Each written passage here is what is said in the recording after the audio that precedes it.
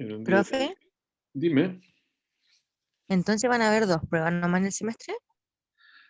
Sí, porque yo creo que no, ya no alcanzamos a tomar más. Disculpe, esta hora de la mañana. Eh, no alcanzamos a tomar 3 pruebas, porque según lo que yo les comentaba recién, quedan 4 semanas de clases, porque ahora vienen 2 semanas de receso, la próxima y después en julio también. Eh, entonces lo real es tomar una prueba quizás a fines de junio, eh, y después la materia que sigue, yo voy a tener pasada la materia del semestre antes de la segunda prueba, toda la materia. Eh, y ahí acordamos cuáles son los tópicos que entrarían en la segunda prueba y después, bueno, que el examen, bueno, que les sea necesario rendir un examen. Bueno, toda la programación que uno hace a comienzo de semestre es un intento dentro de las realidades que se tiene, ¿no? En ese momento que uno escribe estos prospectos que yo les llamo, donde coloco toda la información del curso, en especial la fecha de las pruebas. Pero después suceden, claro, cosas imprevistas que no se tenían en cuenta y- y necesariamente hay que variar esas programaciones. Esa es la razón. Profe, entonces las ponderaciones de la nota van a ser más altas, los porcentajes. Tiene que ser, porque el sistema no acepta que se coloquen las notas si no, si no están puestos primero los pesos de cada nota. Ahora, si ustedes quieren hacer 3 pruebas de todas maneras, se pueden hacer, ¿no? No hay ningún inconveniente en eso. ¿Le parece a usted que es mejor hacer 3 pruebas en vez de 2? A mí sí, Ya, pero igual hay que ver la opinión de todos. claro, claro. A ver, lo voy a... Profe, yo lo digo porque, o sea, en caso de que fueran solamente dos pruebas, igual se va a alcanzar a ver la materia de la última prueba que no se rendía. Sí, sí, sí. O sea, la materia, en el sentido de comillas, pasar la materia, va a estar toda pasada durante el semestre. Ahora que se controle la última parte, depende de la fecha de la prueba, ¿no? Tampoco se trata de presionar y meter toda la materia en una prueba para que esté controlada. Sí, Eh, lo que pasa es que el semestre pasado en cálculo uno no alcanzamos a ver derivadas con mi sección, entonces la tuvimos que ver aquí. Y se supone que deberíamos tener eso aprendido. Entonces le pregunto por si en cálculo 3 va a ser muy necesario tener eso muy aprendido de lo que faltaría, entre comillas. Mira, el cálculo 2 va a ser pasado el programa completo, absolutamente. Si no tenga ningún temor de que va a haber materia que se va a trasladar del cálculo 2 al cálculo 3. ¿Mm? Eso no va a suceder este semestre. Este semestre va a estar toda la materia que corresponde al programa vista, absolutamente. Otra cosa es lo de las pruebas, digamos. Si ustedes consideran que es mejor tener 3 pruebas, tendría que ser, bueno, una de ellas eh, este mes de junio, la segunda, y la tercera en julio. Eso sí que ustedes saben que la prueba se hace en común con la otra sección, entonces tengo que conversarlo con la profesora Andrea y ver cómo lo podemos planificar. Sí, sí. Eh, y lo converso hoy día en la mañana con ella. O sea, si hay un interés de que se haga 3 pruebas, hacemos 3 pruebas, no hay problema.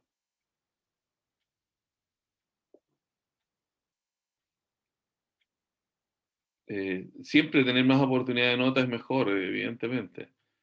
La cantidad de materia que entra en las pruebas también es un poco menor, en ese sentido es mucho más accesible para ustedes el tener una mejor nota, probablemente, digamos, porque hay que preparar menos materia.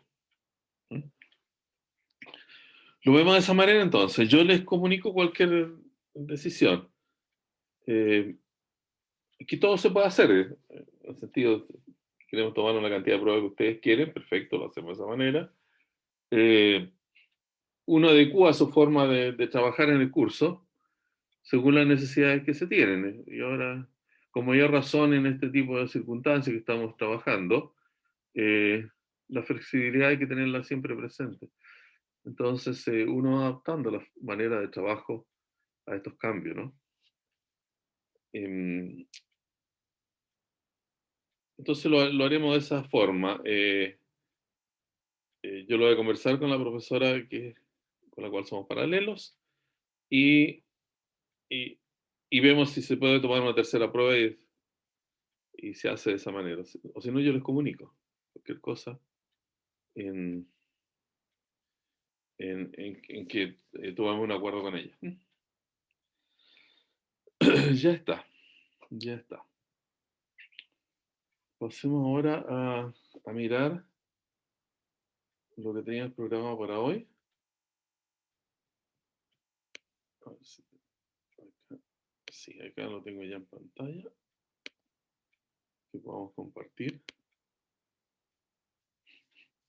Lo que estábamos viendo la semana pasada.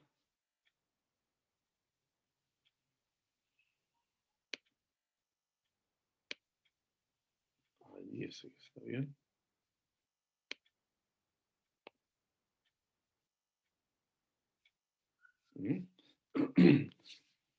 Era el concepto de integral impropia, que decíamos era darle algún sentido a una integral que realmente, en sentido estricto, no existe, ¿no? Porque estas integrales, por ejemplo, basadas en un intervalo AB, como límites de integración, después pasan a ser eso, los valores A y B respectivamente, límite inferior y límite superior de la integral, son números definidos para que tenga sentido toda la definición de integral de Riemann que nosotros dimos. Ahora, si A y B son respectivamente más infinito y B menos infinito, bueno, eso carece de sentido, por ejemplo, en la interpretación geométrica, como área bajo la curva. Porque no puede haber un área bajo la curva donde la base del área es infinita. No, el área pasa a ser infinita. Pero sí es conveniente darle un sentido a esa integral, y habíamos comentado la famosa campana de Gauss en estadística, ¿no? Que se entiende como una función que es muy importante, e elevado a menos x cuadrado, eso se integra entre menos infinito e infinito, y es interesante que tenga un valor conocido. Luego, esa manera de encontrar algún sentido a estas integrales que tienen estos límites o el borde del intervalo de integración va a infinito, ya sea por un lado o por otro, o por ambos lados, es expresar la integral como una integral definida, donde en el caso de que la tengamos, la querramos calcular desde A más infinito, la calculamos de un A a un B. Hacemos ese cálculo integral y la fórmula que resulte va a ser una fórmula que va a estar en función de B, porque B es desconocido. Y después se toma el límite cuando B tiende a infinito, y si ese límite existe, uno dice que la integral converge, en caso contrario que diverge. Estuvimos viendo varios ejemplos de estos casos, donde el límite es superior a infinito, donde el inferior es menos infinito, o a veces donde ambos, tanto el superior como el inferior, son menos infinitos. Ahí están los ejemplos, lo habíamos hecho en detalles. Después vimos también un ejemplo de tipo genérico, que va a ser muy importante más adelante cuando estudiemos series. Este se podría llamar incluso la integral impropia P. es la integral entre 1 e infinito de 1 partido por x elevado a p. Y depende del valor de p que nos demos, p puede ser cualquier número real, es posible determinar si la integral converge o diverge.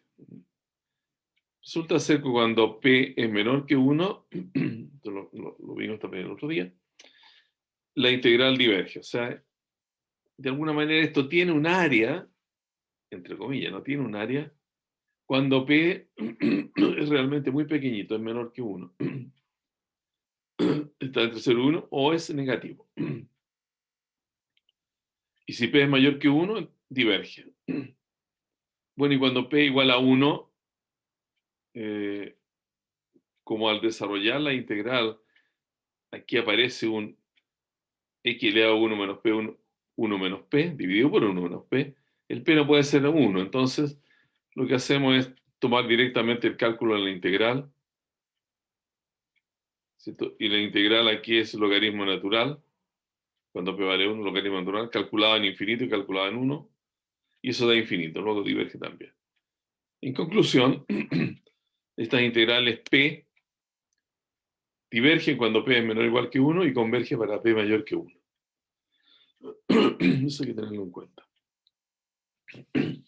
Después hay otro caso de integral impropia, donde los límites están definidos. O sea, son límites números reales, pero la función tiene una discontinuidad entre a y b. O sea, el gráfico de la función para un cierto valor intermedio entre a y b se vaya sea más infinito hacia arriba o menos infinito hacia abajo. Entonces tampoco hay área, no hay área bajo la curva. Pero bajo el mismo sentido que le dimos a las integrales anteriores, uno puede ver qué sucede con los límites en este caso, ¿no? Aquí tenemos las tres situaciones. Entonces uno comienza a ver cuando esa discontinuidad está precisamente en el punto B. Porque aquí dice la función es continua en A, B, pero le quitamos el B. En B pasa algo que la función se va más a infinito. Entonces, en esas circunstancias, tomamos la integral y la calculamos nuevamente con una integral entre A y un t, con lo que hay aquí como una variable. Esa integral se supone que se puede calcular. Y después, ese resultado que es una fórmula que depende de t, hacemos tender el límite de esa expresión cuando t tiende a b por la izquierda, claro, porque aquí el x va avanzando desde a hasta b, entonces a b se acerca por la izquierda. Si ese límite existe, tenemos entonces la existencia de una integral impropia. Lo mismo sucede cuando el problema está con el límite inferior. Allí, obviamente, hay que hacer tender el t por el lado derecho. Que en esta integral, el t está, si lo miramos de esa forma, t está entre a y b, el t está ubicado acá. Y el t entonces se acerca a A, en el límite, por el lado derecho. Y cuando la discontinuidad está entre A y B, bueno, hay que hacer dos integrales. Si la discontinuidad es precisamente en el punto C, ese punto lo tomamos para dividir la integral en dos, y cada una de ellas se trata como en el caso anterior. Y ahí tenemos entonces las integrales cuando hay problemas de discontinuidad. Los ejemplos lo hicimos acá. Los estos están resueltos ya. Y esto concluye con también una idea que es un concepto que vamos a manejar también, en la parte que viene del estudio de las series numéricas. Se lo voy a explicar en la pizarra.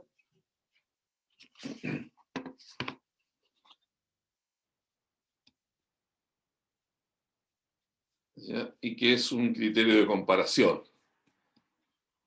A ver. Enfoquemos esto aquí. Que se vea. Entonces, dentro de este capítulo de integrales impropias,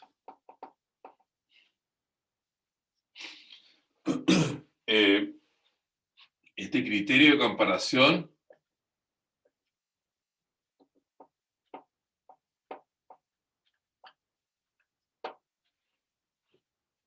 bueno, el mismo término de comparación ya sugiere cuál es la mecánica o formulación que tiene este método. Cuando uno compara dos cosas, lo propio es tener una de ellas conocida. Entonces, esta cantidad es más grande que otra, bueno, porque la otra es conocida, es la que, sobre la cual se hace la referencia. Entonces acá lo que vamos a tener son dos integrales impropias que hay que comparar. Sean FG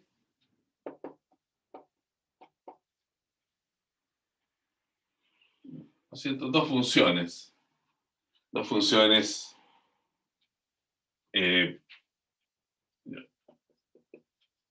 a decir que son continuos al comienzo. Luego, si f de x es menor o igual que g de x, eso gráficamente significa, vemos A,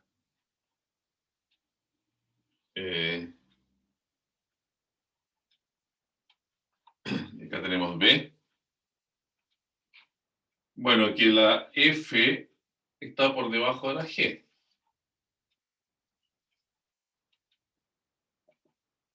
¿Cierto? Esta es igual a G de X. Y esta es igual a G de X. La función expresada como gráfico, ¿no? Entonces, obviamente que la integral entre A y B de G de X, que es un área, podría ser esta, achurada de esa manera, es menor que la integral entre A y B de fx de x. ¿Cierto? Que podría ser esta otra. Y eso sucede. Y es sencillo darse cuenta que así tiene que acontecer, ¿no? Ahora, si yo tuviese para nuestras integrales impropias, ¿no? Para nuestras integrales impropias.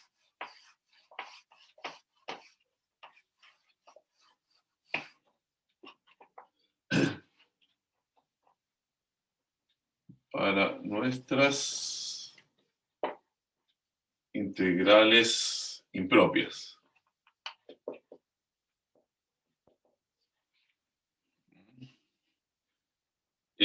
Si f de x es menor o igual que g de x.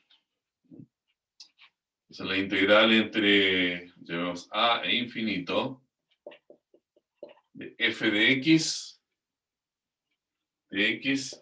tendrá que ser menor o igual que la integral entre a e infinito de gx de x.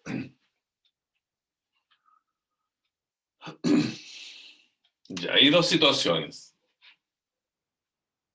Si esta integral converge, o sea, aquí hay área, esta área que es menor, entonces también debe ser una integral que converge. ¿Cierto? Si el área mayor existe, el área menor también tiene que existir, esa es la idea. Bueno, y en otro caso también es válido que si esta integral de este lado izquierdo diverge, la integral del lado derecho diverge. O sea, si esta área va siendo cada vez más grande, arrastra esta otra, porque esta es mucho más grande. Arrastra esta otra al infinito. Entonces la idea es muy sencilla. Y el ejemplo que yo he puesto acá también es muy válido, ¿no? Y estamos pensando, hay que compartir la pantalla para que lo vean. Ahí estamos. Es un ejemplo de la integral impropia que va entre 1 y más infinito de elevado a menos x cuadrado de x, ¿no? Esa integral elevado a menos x cuadrado, si queremos encontrarla mediante método de integración o cualquier buscador de soluciones de antiderivadas, no la vamos a encontrar porque eso no tiene antiderivada. No hay ninguna función cuya derivada sea e elevado a menos x cuadrado.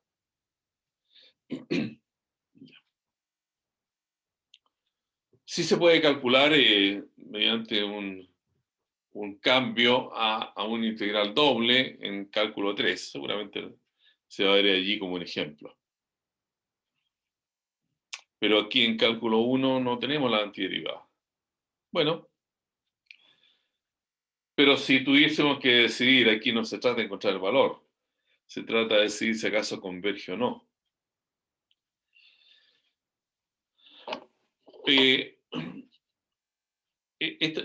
La decisión respecto de la convergencia o no de esta integral se hace de la siguiente manera.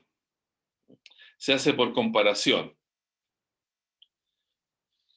Y se comienza buscando una comparación entre la función e elevado a x cuadrado, ¿ya?, y otra función que nosotros sepamos que es convergente o divergente.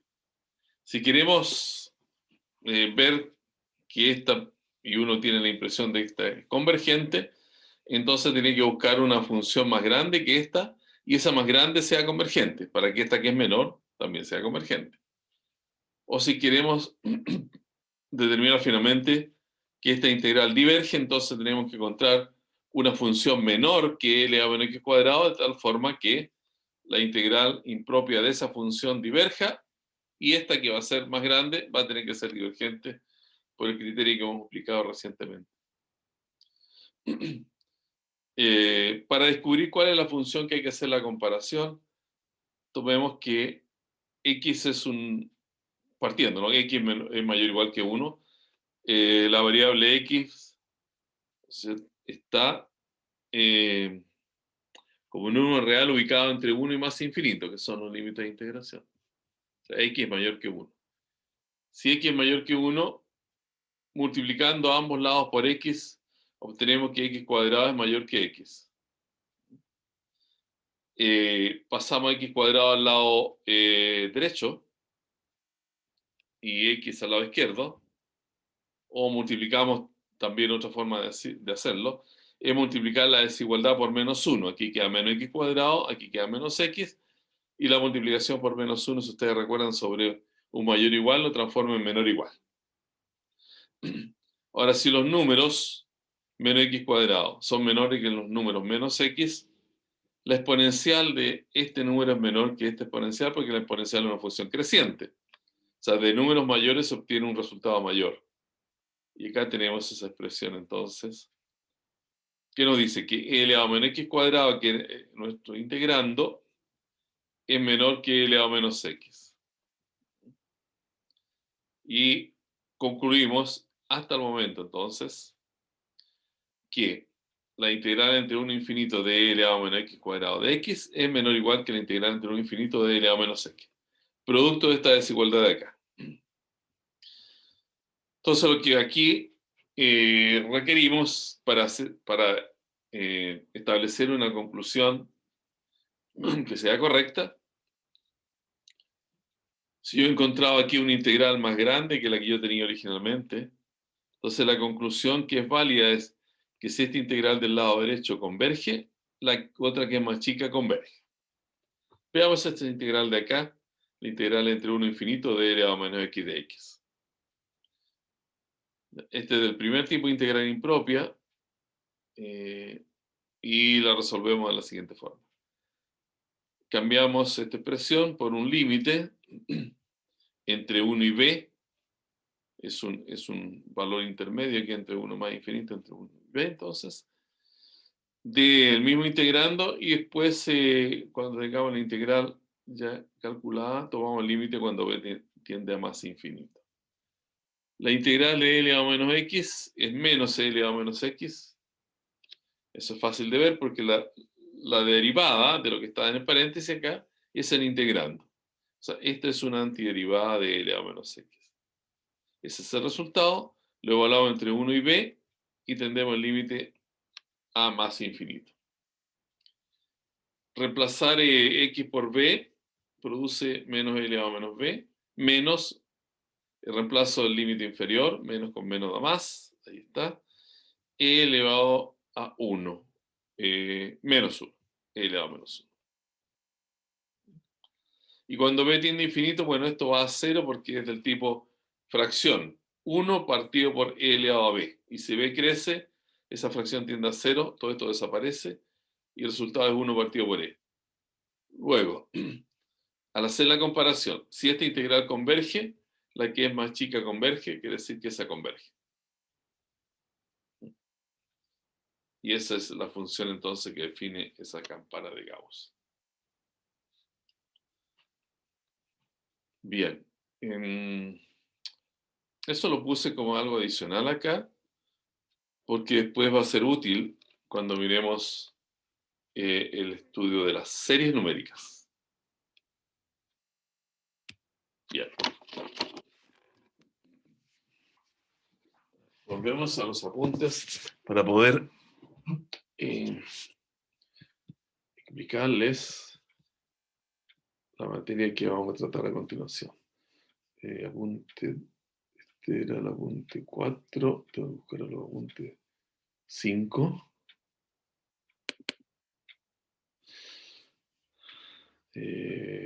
Sucesiones.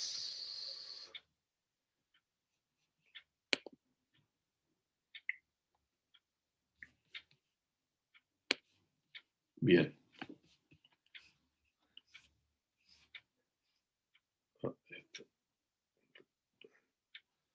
Ahora sí. Este es el apunte 5. Es muy probable cuando ustedes vieron límite en cálculo 1, hayan visto el límite de sucesiones. A veces, si didácticamente, uno piensa que antes de ver límite de funciones, quizás es bueno ver límite de sucesiones. Algunos textos lo hacen, otros lo evitan para entrar de lleno ya al límite de funciones y no, comilla, contaminarlo con algo adicional. Pero hay que entender que también como las sucesiones son una especie de función, entonces es más conveniente a veces dejarlo para más tarde el límite de sucesiones e integrarlo aquí con las series numéricas que realmente son límites de sucesiones. Eso lo veremos a continuación. Sucesiones, entonces. Este ya es el comienzo del último capítulo de la materia del curso.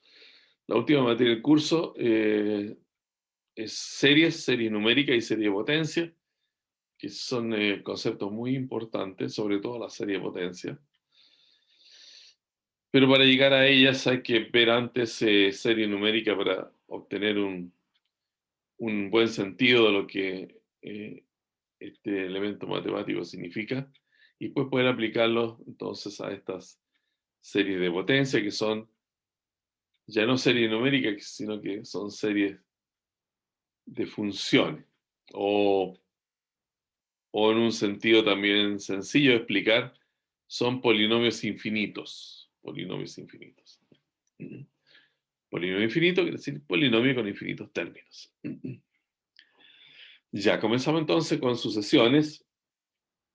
Dice, son funciones de los reales o no reales cuyo dominio son los números naturales. De alguna manera esta es una función discreta porque va tomando imagen en el 1, en el 2, en el 3, en el 4. Aquí hay que hacer una precisión. Cuando se habla aquí de números naturales, para nuestro caso podemos partir del 0 o no partir del 0, ¿no? Y vamos a decir que en ambos casos es válido todo lo que estudiamos acá. En principio yo estoy partiendo con los números naturales como elemento menor del 1. Pero a veces es bueno para el entendimiento de algún problema en particular comenzar con n a partir de 0.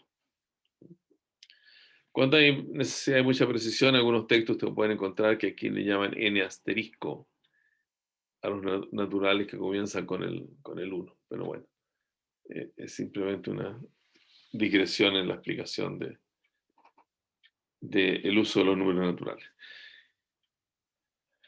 Entonces, si la función tiene como dominio los números naturales, eso quiere decir que esto le asigna imágenes al 1, al 2, al 3, al 4, al 5. Y esas imágenes, bueno, están puestas acá. Imagen es el recorrido de la función, el conjunto de las imágenes, ¿no? Entonces es el conjunto de los f de n, f de 1, f de 2, f de 3. Y eso se escribe regularmente como x sub 1, x sub 2, x sub 3. Es una notación muy clásica y que tiene su ventaja, ¿no? Que al escribir la sucesión uno la entiende un poco más rápido que si lo hiciera con la notación de función.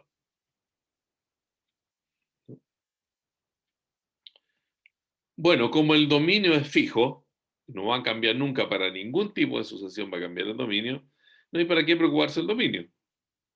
Aquí lo que define entonces la sucesión, en último término, son los elementos del recorrido. Y de esa manera uno dice, bueno, se trata de la sucesión, a pesar de que todo esto la define, las 4 primeras líneas la definen, uno dice, se trata de la sucesión x sub n, de n igual a 1 infinito. O sea, esto es x1, x2, x3, x4, x5. Ahí debí haberlo puesto. Estas cosas también lo vamos a aplicar después en la pizarra. O sea, esto es un conjunto, así, donde está el x1 sub 1, el x2,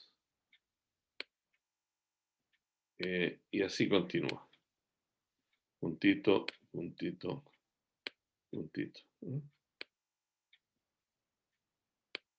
Ya.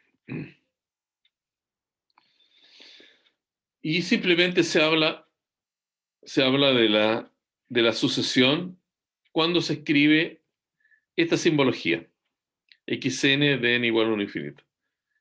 Y ya cuando uno está muy acostumbrado y no quiere escribir tanto, simplemente le llama la sucesión xn. Entendiendo que cuando se dice la sucesión xn, uno está entendiendo toda esta explicación que está dada acá.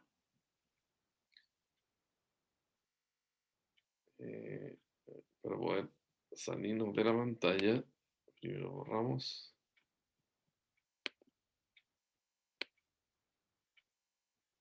Allí. Y nos vamos. Entonces, para sucesiones se considera, dice después ya enlazándolo con con la materia de cálculo, ustedes vieron el cálculo 1 de límites. Dice, para las sucesiones se considera el límite al infinito de las funciones. Lo que ya se llama límite al infinito. Entonces aquí se vuelve a retomar y eso define el límite de las sucesiones. De consecuencia, el significado de que el límite de xn cuando n tiende a infinito es a, es que esta es la expresión de la expresión rigurosa de lo que significa un límite, ¿no? Es la notación en lógica simbólica. Pero la idea es bastante simple. Si el límite de xn es a, quiere decir que los xn van avanzando y finalmente, algún día llegan a ser a. Entonces, si xn avanza a, bueno, matemáticamente esto hay que medirlo. ¿Y cómo se mide cuán lejos, cuán cerca está xn de a? Buscando la distancia entre xn y a. Y la distancia entre xn y a, como son números, bueno, se calcula mediante la resta. Y la distancia, como no queremos que sea un número con signos, lo tomamos en valor absoluto. Y queremos que esa distancia sea muy pequeñita. Y en esta simbología del límite, ya estamos habituados a que cuando nos digan que esta expresión es menor que épsilon, es decir, esta distancia entre x y n es menor que épsilon, ya uno tiene que representarse la idea de que esa distancia es muy pequeña. El épsilon ya es como una letra griega que ya tiene un sentido cultural en matemática. En el sentido que uno habla de un épsilon, entonces tiene que imaginarse casi de inmediato que representa una cantidad infinitesimal, una cantidad pequeñísima, pequeñísima.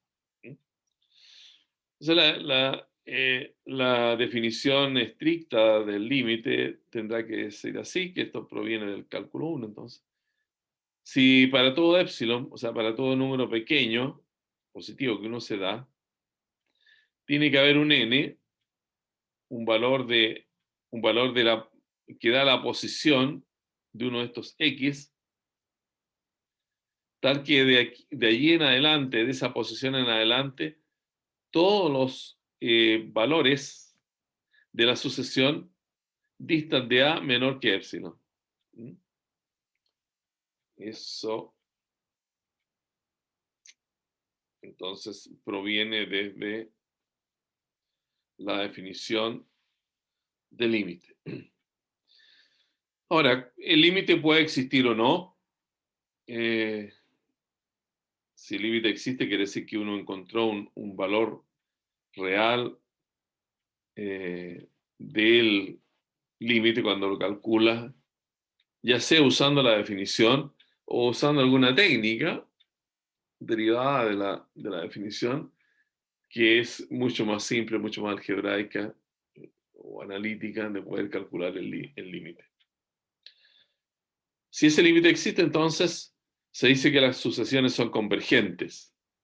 Si no lo son, se les llama divergente. Convergente cuando hay límite, divergente cuando no hay límite. Ya está.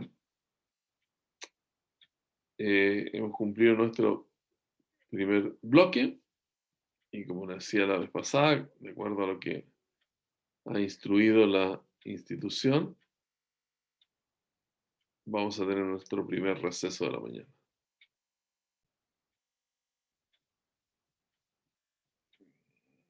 Iniciamos con la grabación.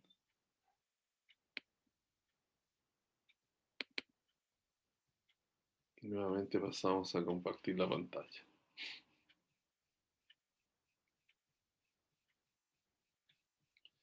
Bien.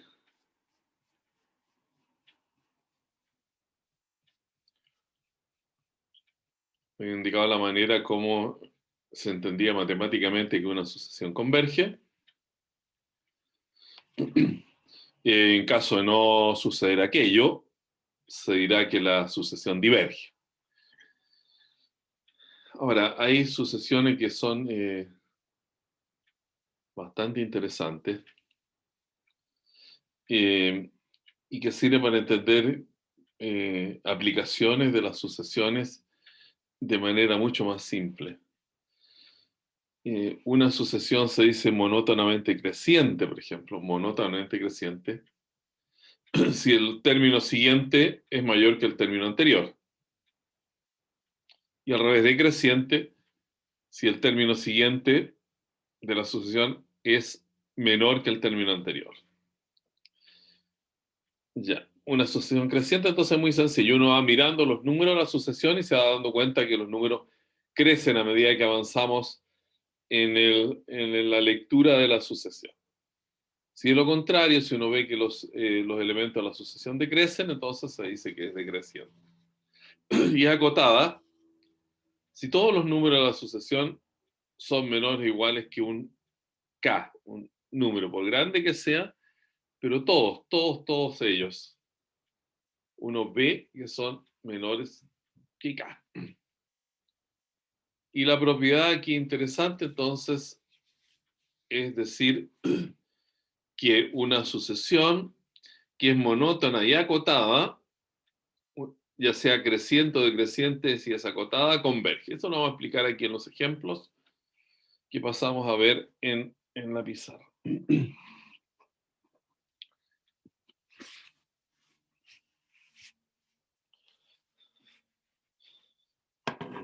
Ya está.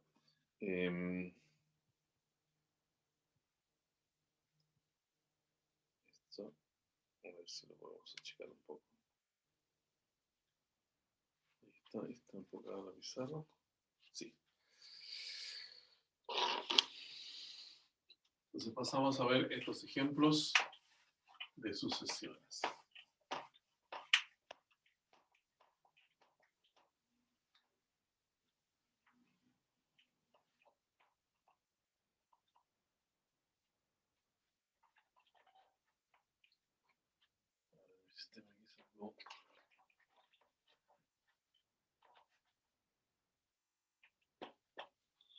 En fin.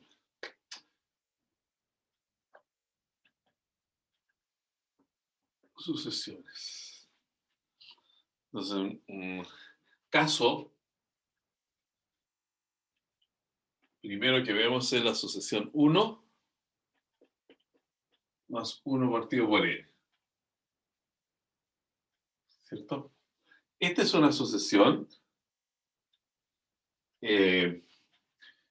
Quizá deberíamos colocarla aquí de n igual a 1 infinito. La primera vez que la anotamos. Y está formada por los siguientes elementos como conjunto. 1 más 1 partido por 1. Es el caso cuando n vale 1. Cuando n vale 2 tendremos 1 partido por 1 sobre 2. Cuando n vale 3 es 1 más 1 partido por 3. Y así sucesivamente. Sucesión.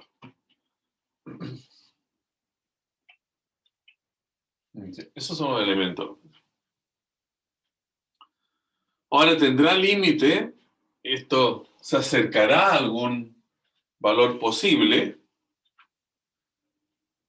Es decir, encontraremos un número para el cual esto tenga sentido, desde el infinito, de 1 más 1 partido por n. Bueno, uno ve por la expresión que tiene, este es el x sub n, ¿no? Genérico. Del límite.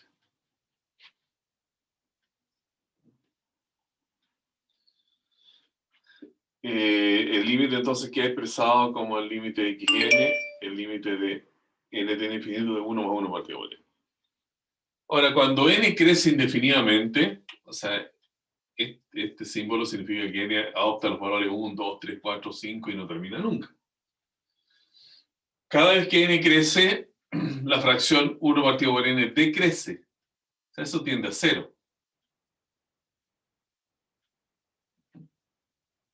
Entonces, eso va a ser 1 más 0, como el límite que andamos buscando. y el límite finalmente es 1.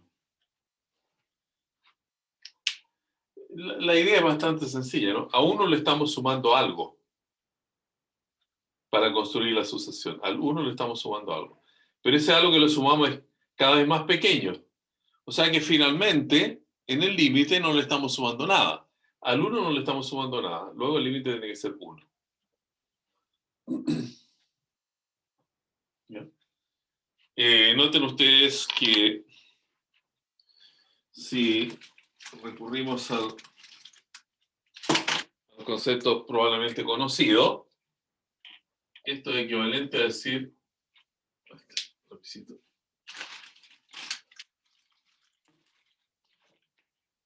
límite cuando X, ¿cierto? Si para uno es familiar el uso de límites de funciones, es la misma idea. Cuando X tiende a infinito, entonces ese límite es 1.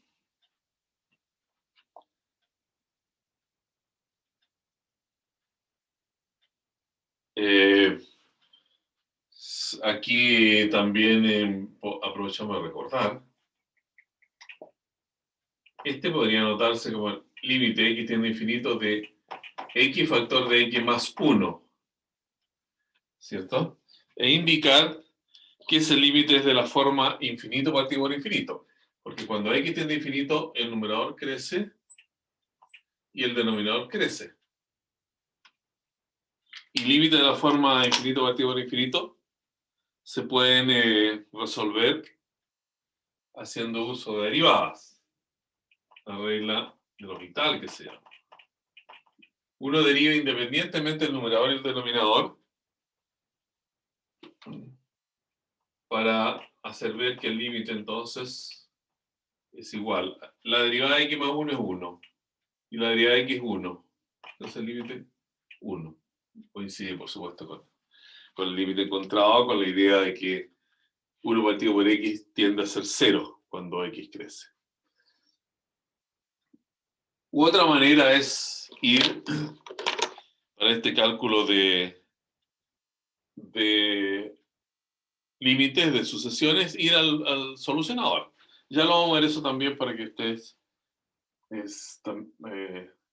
se familiaricen con esa forma también de encontrar límites, ¿no? Ayudados mediante un programa. Es un primer caso, límite que es muy sencillo. Otro ejemplo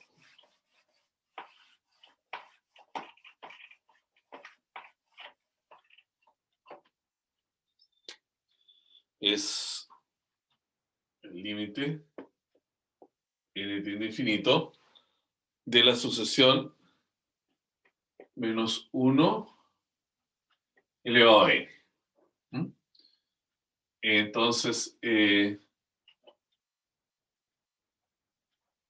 a ver, así. Aquí voy a colocar la sucesión al lado mejor. La sucesión menos 1 elevado a n de esta manera. Esto va de 1 a infinito. El n recorre todos los números naturales. Cuando n vale 1, menos 1 elevado a 1 es menos 1. Cuando n vale 2, menos 1 al cuadrado es 1.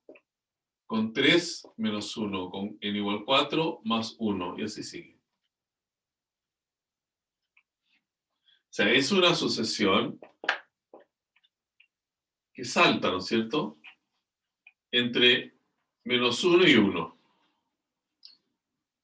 Esos son los valores de la sucesión. Entonces, evidentemente que no hay límite, ¿no? No puede haber límite aquí. Y decimos entonces que ese límite diverge. No hay límite. Claro, porque si uno quisiera bueno, argumentar un poco más, es decir, ¿qué posibilidades de límite existen acá? Obviamente que la única posibilidad es que sea 1 y menos 1. Si fuera 1, bueno, basta tomar ese intervalo de largo 1 centrado en 1. Entonces, para ese intervalo, siempre se van a quedar afuera los menos 1. Entonces no va a cumplir esa condición de que a medida que uno avanza con la sucesión, si uno toma un intervalo, todos quedan dentro de, si uno toma elementos de la sucesión a partir de un cierto, de una cierta posición en adelante, todos los elementos debieran quedar dentro del intervalo. Digamos así, el límite, en lo que expliqué recién, el límite de xn ya, es igual a L. Entonces, ¿qué quiere decir esto? Supongamos aquí está L. Bueno, y el xn avanza hacia L. Aquí estará el x1, aquí estará el x2, por aquí estará el x3. Va avanzando hacia L. Y para hacer seguridad que avanza hacia L, por lo menos a partir de un cierto índice en adelante, todos estos elementos que conforman la sucesión quedan metidos aquí adentro para que el límite sea L. O sea, no se escapan de acá. A partir de una cierta posición de su índice, todos están metidos aquí adentro, todos los elementos de la sucesión. Y si esto se achica, si este intervalo rojo se achica, bueno, nos demoraremos un poco más.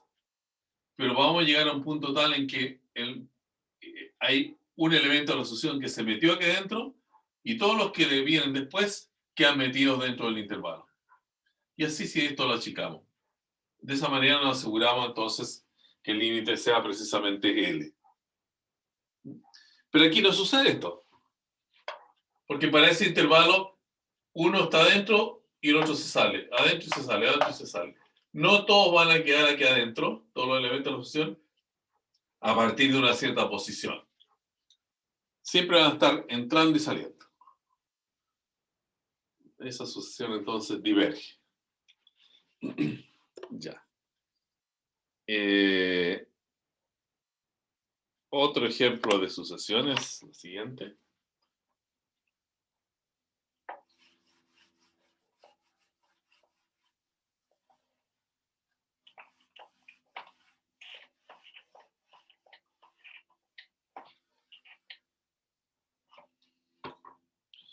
Dice así.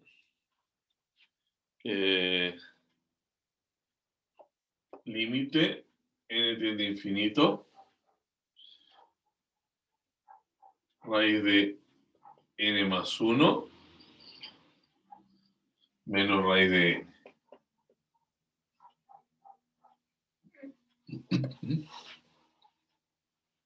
Entonces aquí los xn de la sucesión es n más 1, raíz menos raíz de n. ¿No?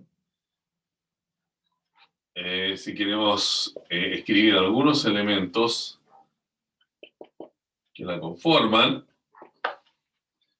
cuando n vale 1, este queda raíz de 2 menos raíz de 1. Raíz de 2 menos raíz de 1. Cuando n vale 2, raíz de 3 menos raíz de 2. Así van. Raíz de 4 menos raíz de 3. Etcétera. Ahora, ¿será posible que esa sucesión converja?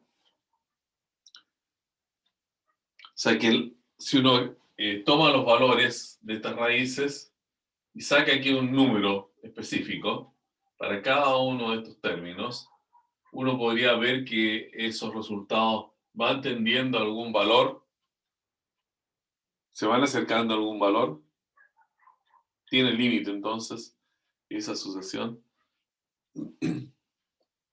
Pero también habría que recordar, probablemente ustedes lo hicieron, usando un método racionalizar. Racionalizar, que no es nada más que estas expresiones que tienen raíces, bueno, colocarlas como fracciones. Y para ello hacemos lo siguiente. Raíz de n más 1 menos raíz de n. Esa es la expresión original. Y la multiplicamos por 1, pero el 1 expresado de una manera que nos convenga. Aquí raíz de n más 1 más raíz de n. Partido por raíz de n más 1 más raíz de n, ¿no? Hay que notar que este es un 1, o sea, no estamos alterando los elementos de la sucesión al multiplicarlos por esa expresión. Pero sí vamos a conseguir lo siguiente. Aquí el denominador va a resultar ser raíz de n más 1 más raíz de n. Y el numerador es la suma por la diferencia de estas raíces. Es como decir a más b por a menos b. O sea, a cuadrado menos b cuadrado, ¿sí? Es n más 1 menos n. Todo esto resultó ser 1 partido por raíz de n más 1 más raíz de n. Y cuando n tiende a infinito, vamos a seguir aquí, n tiende a infinito, bueno, el denominador crece indefinidamente y el numerador se mantiene constante. Luego los resultados de las divisiones van decreciendo y van tendiendo a ser 0. Luego ese límite es 0. En consecuencia, el resultado de este ejercicio es el límite 0. Entonces uno puede ir saltando de técnica aquí, ¿no? Las técnicas usadas en el cálculo 1, evidentemente que sirven porque, repetimos, las sucesiones no son nada más que una expresión distinta de una función. Una función que es discreta, está definida en un dominio, que no son intervalos ni todos los números reales, sino que precisamente los números naturales, que están dentro de los números reales. Perfecto.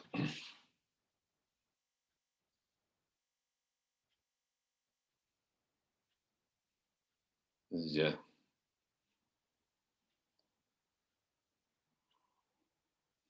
Hay dos ejercicios más que podemos ver.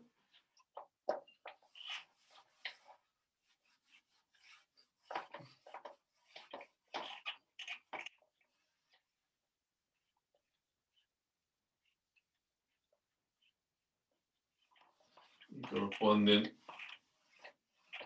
a lo siguiente.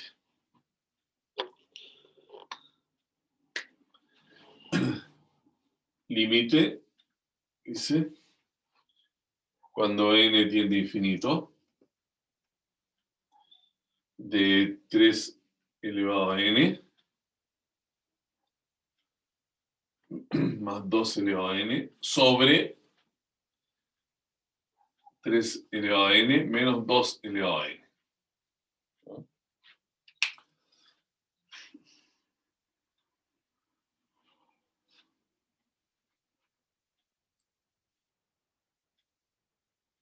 Muy bien.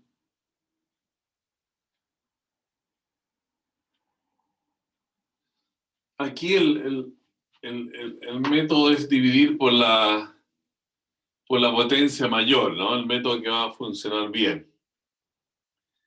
¿Ya? Es como aquellos límites que se hacían en el cálculo 1, tiene una división de polinomios y uno dividía por la potencia mayor. Esa idea también aplica acá. Entonces, para este límite,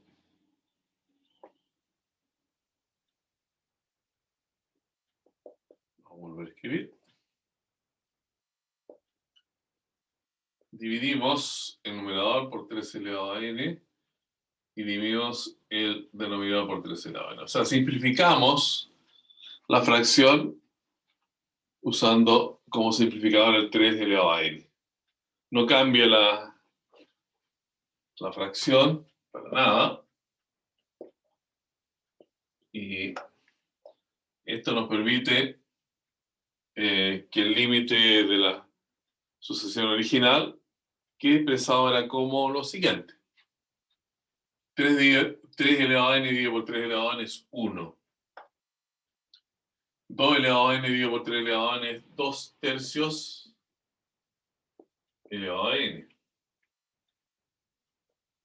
Acá 3 elevado a n dividido por 3 elevado a n es 1 menos 2 elevado a n dividido por 3 elevado a n es 2 tercios elevado a n.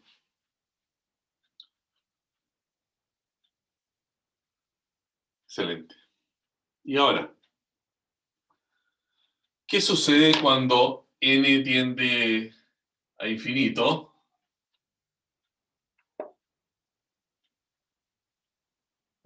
Del 2 tercios elevado a n.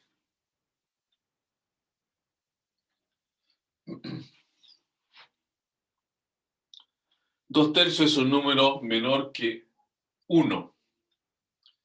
Entonces, si lo elevamos a 1 al cuadrado, al cubo, el número va a decrecer. Es un número decreciente. Y eso significa entonces, si el número decrece, va a tender a ser finalmente 0. El número se va haciendo cada vez más pequeño, luego tiende a ser 0. Con esto entonces vamos a tener que nuestro límite es 1 más 0, dividido por 1 menos 0, es 1, y ese es el resultado.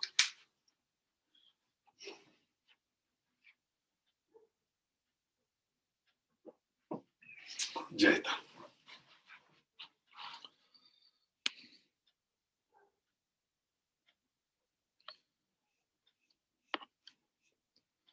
Bueno, ahora acá hay un ejemplo de interés compuesto. Lo voy a compartir. Sí.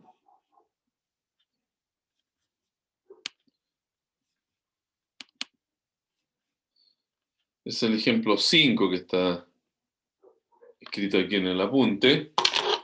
Dice que el crecimiento de una inversión que paga normalmente I% y se compone N veces al año, de un késimo periodo al siguiente es esto. Bueno, es la típica situación que se conoce, ¿no? Cuando se deposita una cantidad K de dinero en un banco y dice, bueno, su dinero va a crecer con un interés del I%,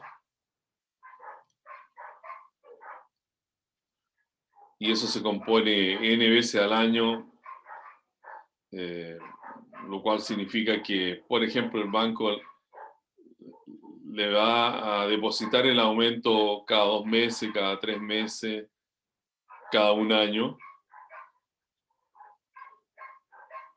Bueno, si lo deposita cada 2 meses, allí el N vale 6, ¿no? 2 meses en 12, ¿no? 12 dividido por 2 es 6. Entonces el interés sería el I, el interés que la pizarra del banco indica, partido por 6.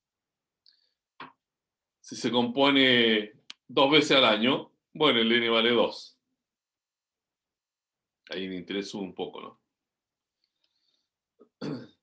Y el dinero que se obtiene entonces después de estar depositado ese periodo convenido, sería el dinero al comienzo del periodo, que es AK por 1, el periodo K, y hay que sumarle entonces el interés sobre ese monto a su K. Y eso da el nuevo valor del dinero al cabo del periodo convenido. Ese es un ejemplo de una sucesión. Quise colocar ese ejemplo para que no siempre estemos funcionando con ejemplos de tipo algebraico, ¿no? Sí, tan estandarizado. Y este otro ejemplo, eso lo vamos a desarrollar en la pizarra, que dice, si una asociación converge y se define esta otra, déjame anotarla primero. Okay. Puedo tener una pequeña ventana acá.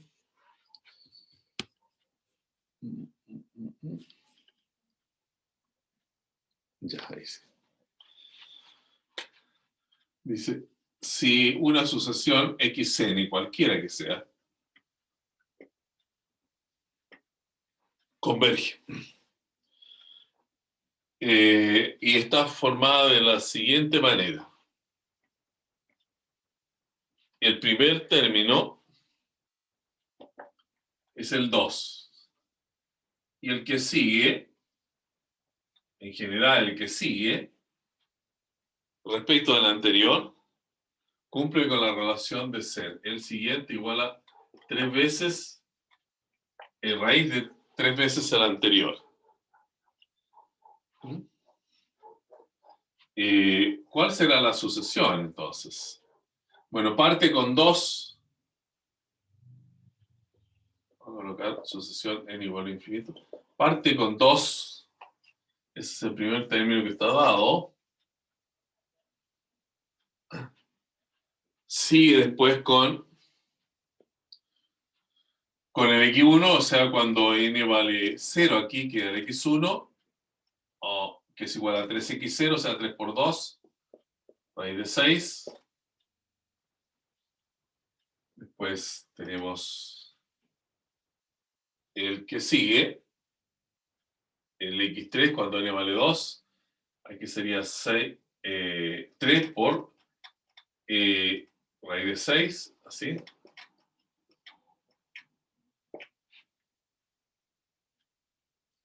¿Cierto? Siempre es raíz de 3 por el anterior. El siguiente es raíz de 3 por el anterior. Bueno, se forma una cosa bastante curiosa aquí, así. 3 raíces, ¿no? Y así sigue.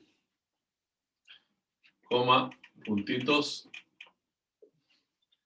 Ya, esa es una asociación que se forma de una manera un poco extraña, pero es una asociación posible.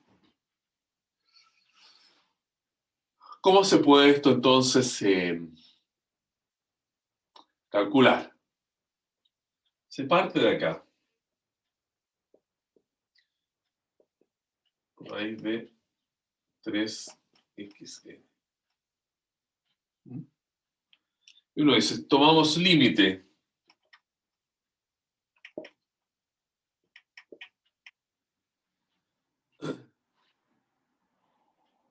Cuando n tiende a infinito. Y vamos a suponer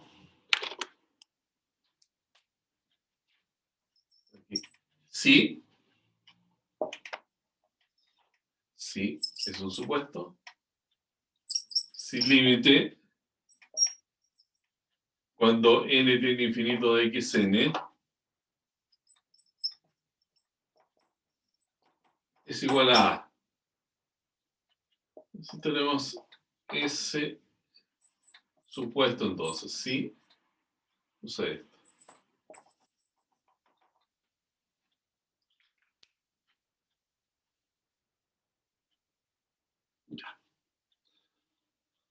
Entonces, al aplicar límite sobre esa expresión que está dada acá,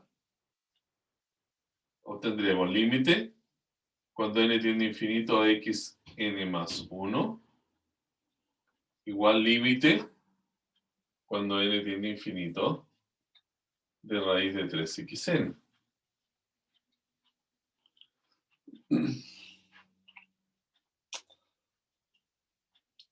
Ya. Ahora, ¿cuánto vale este límite? Bueno, aquí sabemos o hemos supuesto que el límite de xn cuando n tiende a infinito es a.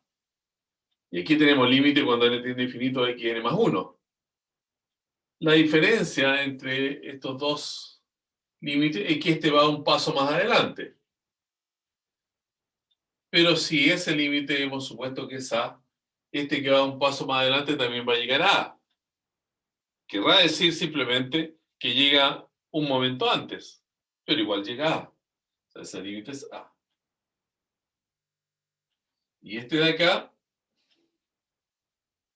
bueno, el límite puede pasar dentro de la raíz. Sabemos que eso sucede cuando las funciones son continuas. Voy al cálculo 1.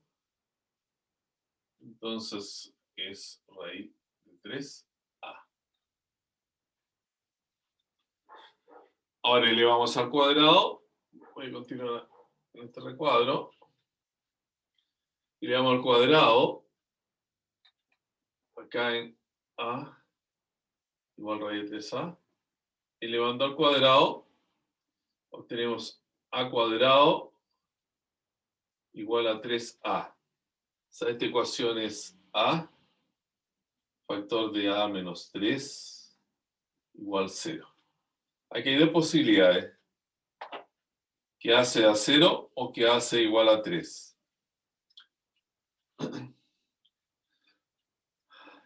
Ya, el a no puede ser 0, ¿no? Porque aquí uno ve que esta sucesión va teniendo valores que son crecientes. Todos estos numeritos van creciendo. Luego, este valor, esta posibilidad de que hace a 0 se descarta y obtenemos esta. A igual a 3. Así entonces, el límite cuando n tiende a infinito de esta sucesión xn es igual a 3. De esa forma obtenemos el resultado del problema.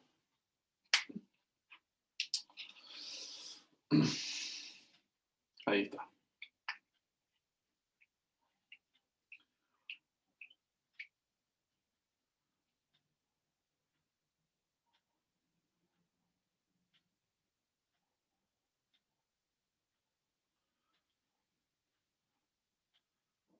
Bien.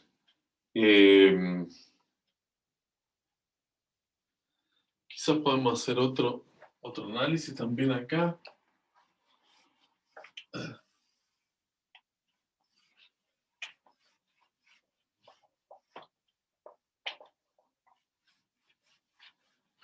Podemos también decir algunas cosas, ¿no?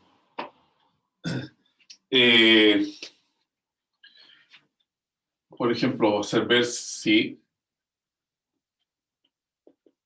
esta sucesión es creciente.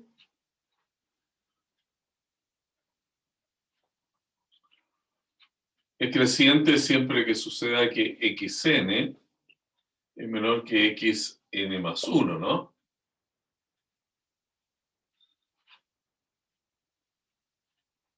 O sea, si los términos de la sucesión realmente adquieren valores más grandes a medida que avanzamos en ella.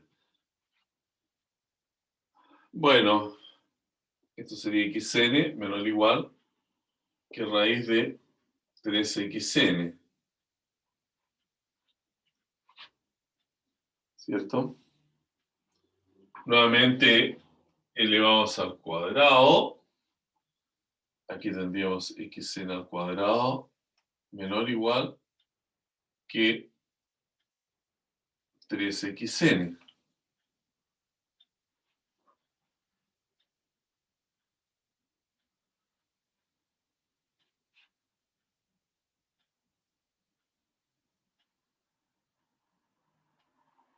¿Ya?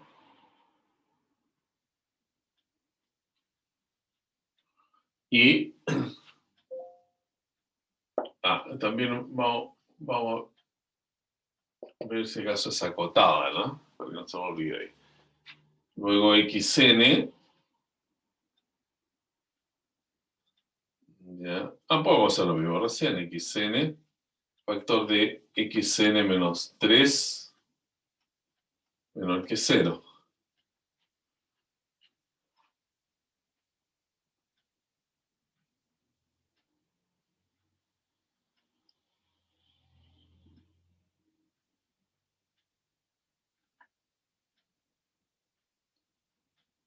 ¿Ya? Y aquí, ¿qué podemos concluir de este paso al siguiente?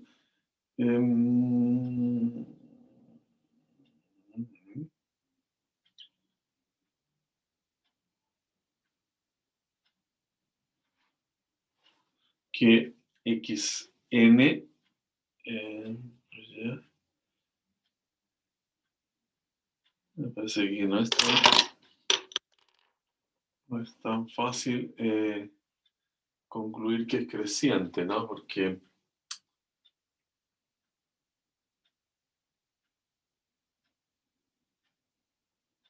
mm,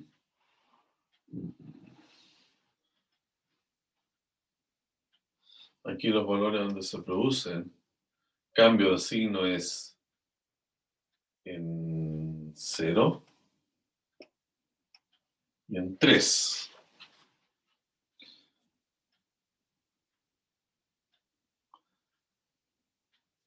Ahora, puede suceder que el xn sea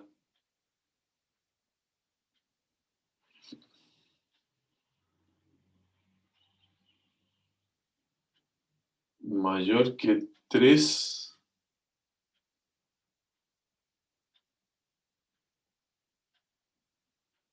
Eso no se puede concluir, ¿no? Eh,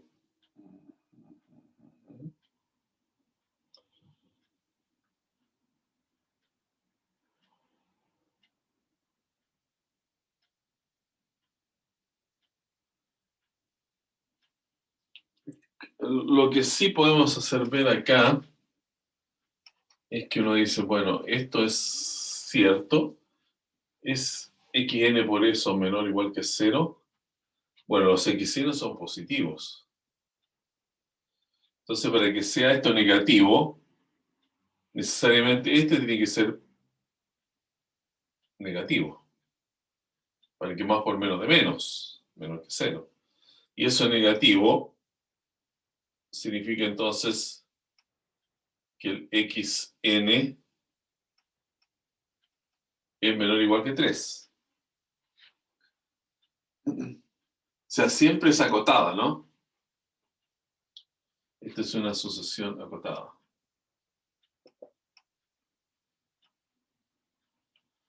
Acotada por 3.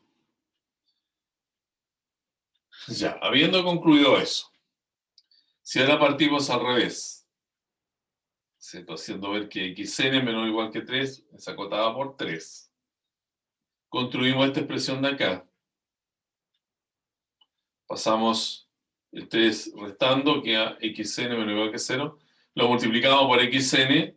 Xn positivo no cambia la desigualdad. Llegamos a esta expresión de acá. Luego, esto se multiplica xn por xn cuadrado. Xn por 3 menos 3xn. Se pasa al segundo miembro. Acá lo tenemos. Y luego sacamos raíz cuadrada. Todos los términos son positivos, se puede sacar raíz cuadrada. Raíz cuadrada de xn al cuadrado de xn, raíz de 3x es raíz de 3x.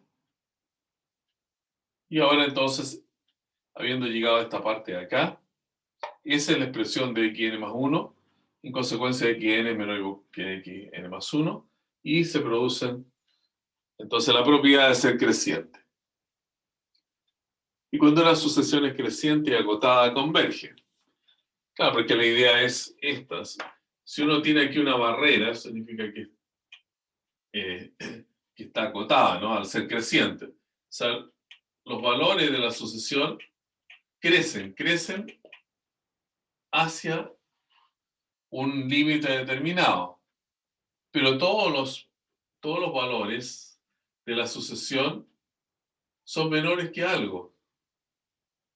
Están acotados.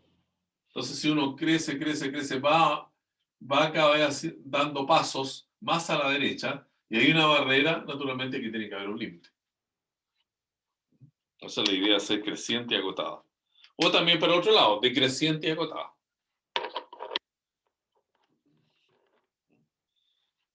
Entonces,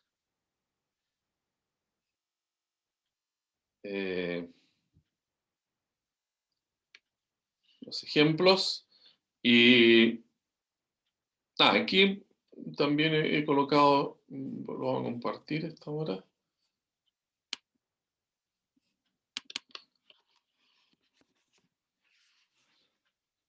Un ejemplo que dice: ¿cómo una calculadora calcula raíz de 10? Este es un ejemplo para tener ideas cómo las cuestiones funcionan, ¿no?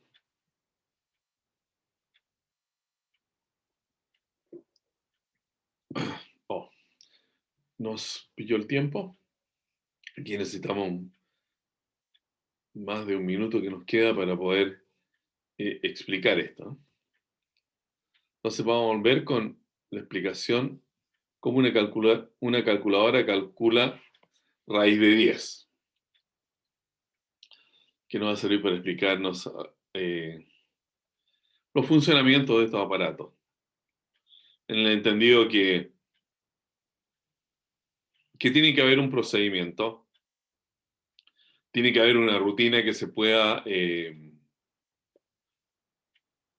poder programar dentro de la calculadora para que ésta arroje un resultado, porque sabemos que raíz de 10 no es un valor exacto, es un valor aproximado.